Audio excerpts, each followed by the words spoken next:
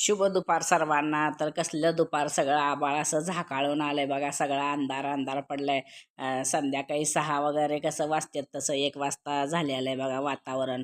म्हणलं चला आज तर पाऊस उघडलाय, म्हणलं तर कशाचं काय पाऊस उघडतंय, सगळं अंधार झाला बघा. असं सगळं आभाळ इतकं झाकाळून आलंय ना, कधी पाऊस पडायला चालू होईल की बाद झालं की इतकं पाऊस आहे बघा आमच्या इकडं.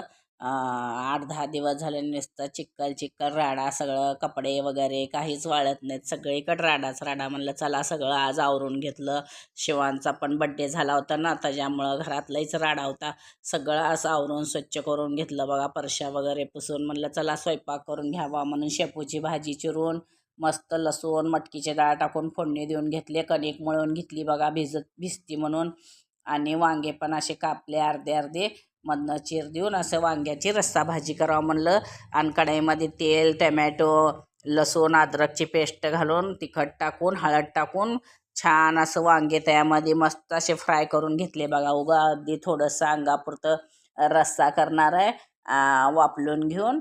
आणि थोडंसं त्यामध्ये गरम पाणी घालून मीठ टाकून मस्त असं आपलं वांग्याची भाजी करणार आहे. आणि शेपूची भाजी चपात्या. तर असा आहे बघा जेवणाचा बेत. या जेवण करायला तुम्ही पण. चॅनलला सबस्क्राईब करा.